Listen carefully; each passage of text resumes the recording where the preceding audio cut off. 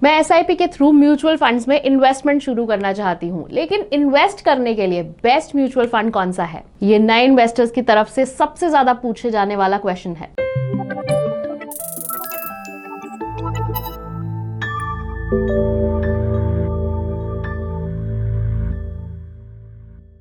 Hello and welcome to ET Money's Hindi YouTube channel.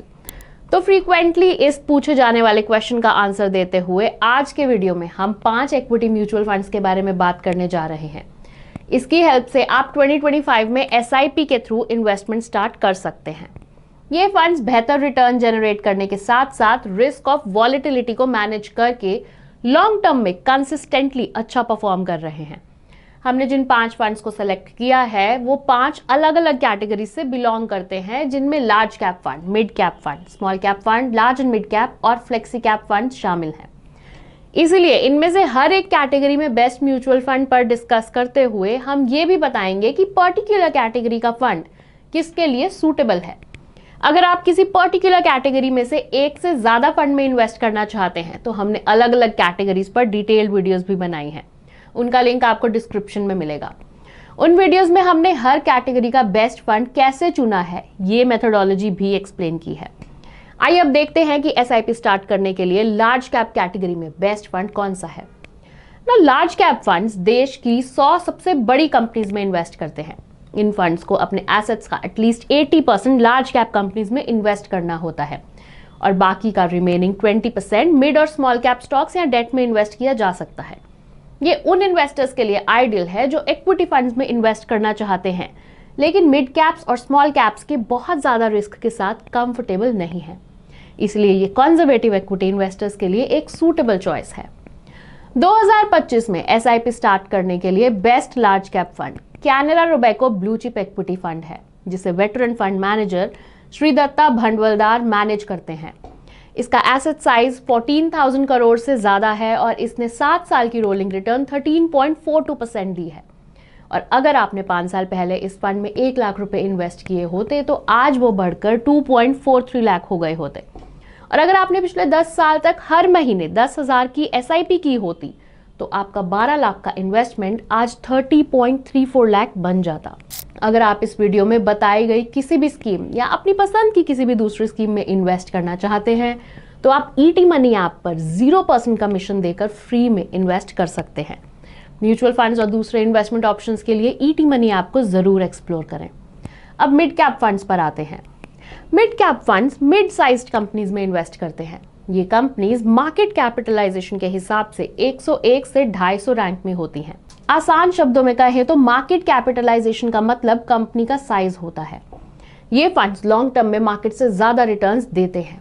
अगर इनमें long term के लिए इन्वेस्ट किया जाए तो इन्होंने हिस्टोरिकली इन्फ्लेशन से ज्यादा रिटर्न्स दिए हैं, लेकिन इनमें रिस्क भी ज्यादा होता है। ये फंड्स टफ मार्केट कंडीशंस के दौरान ज्यादा गिर सकते हैं। इसलिए ये ओनली उन अग्रेसिव इन्वेस्टर्स के लिए सूटेबल है जो कम से कम 7 साल या उससे ज्यादा समय के लिए इन्वेस्टेड रह सकते हैं। अब एसआईपी के थ्रू मिड कैप कैटेगरी में इन्वेस्ट करने के लिए best fund Edelweiss mid cap fund है। ये 7,677 करोड़ के एसेट्स को मैनेज करता है और 7 साल में 18.71% का रोलिंग रिटर्न दे चुका है। इसीलिए 5 साल पहले इन्वेस्ट किए गए 1 लाख रुपए आज 3.8 लाख हो जाते। अगर आपने पिछले 10 सालों में 10,000 की मंथली एसआईपी की होती तो आपके 12 लाख बढ़कर आज 41,66,000 हो गए होते।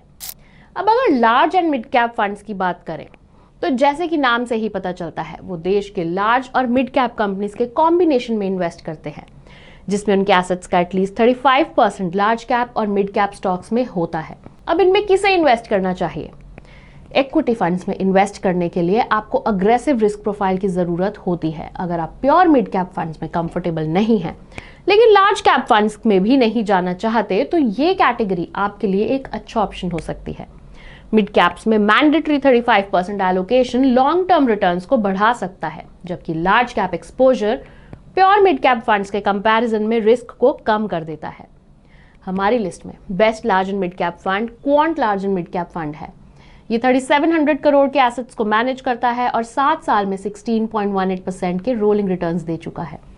अगर किसी इन्वेस्टर ने 5 साल पहले इस फंड में 1 लाख का इन्वेस्टमेंट किया होता तो ये बढ़कर आज 3.41 लाख हो गया होता।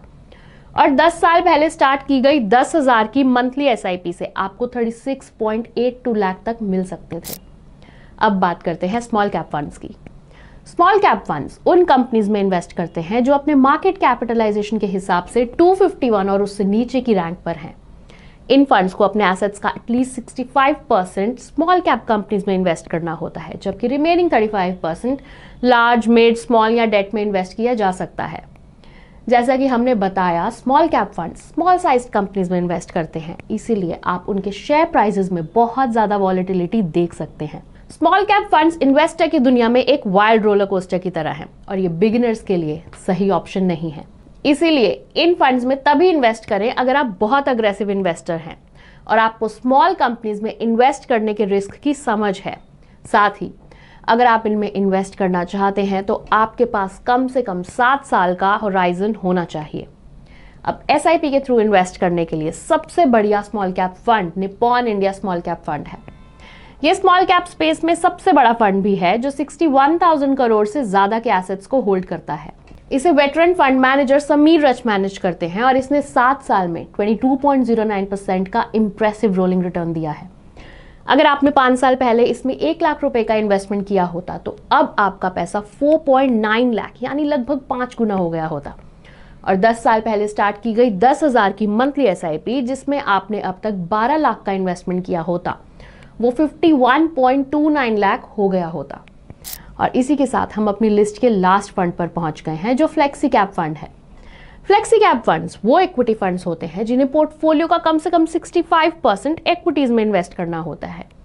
ये किसी भी मार्केट कैपिटलाइजेशन वाली कंपनीज में इन्वेस्ट कर सकते हैं। Large caps, mid cap, small cap companies में से किसी भी प्रोपोर्शन में इन्वेस्ट किया जा सकता है। इससे फंड मैनेजर को मार्केट डायनेमिक्स के अनुसार पोर्टफोलियोज को चेंज करने की फ्लेक्सिबिलिटी मिलती है। इसका रिमेनिंग 35% कहीं भी इन्वेस्ट किया जा सकता है at the description of the fund manager. Flexi cap funds different sizes और सेक्टर्स की कंपनीज में इन्वेस्ट करते हैं, इसीलिए ये एक डाइवर्सिफाइड पोर्टफोलियो ऑफर करते हैं। अगर कोई इन्वेस्टर लॉन्ग टर्म गोल्स मतलब एटलीस्ट 7 ईयर्स के लिए डाइवर्सिफाइड इक्विटी फंड्स में इन्वेस्ट करना चाहता है तो वो फ्लेक्सी कैप फंड्स का ऑप्शन चूज कर सकता है।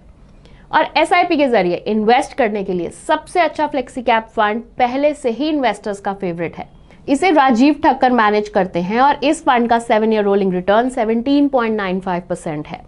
ये 84,000 करोड़ से ज्यादा के एसेट्स को मैनेज करता है, जिससे ये इस कैटेगरी का सबसे बड़ा फंड बन जाता है। अगर आपने 5 साल पहले इस फंड में 1 लाख का इन्वेस्टमेंट किया होता तो आपका कॉर्पस 3 गुना बढ़कर 3.21 लाख हो गया होता। और अगर आपने 7 साल की एसआईपी में 10,000 पर मंथ इन्वेस्ट किए होते तो आपका टोटल 8,40,000 का इन्वेस्टमेंट बढ़कर 19.87 लाख हो गया होता। तो मुझे उम्मीद है कि ये वीडियो आपको सिस्टमैटिक इन्वेस्टमेंट प्लान के जरिए म्यूचुअल फंड्स में अपनी इन्वेस्टमेंट जर्नी को स्टार्ट करने में हेल्प करेगा। If you have any questions तो हमें कमेंट्स में जरूर बताएं और हम जल्द ही एक और इंसाइटफुल वीडियो के साथ वापस मिलेंगे। Mutual fund investments are subject to market risks. Read all scheme-related documents carefully.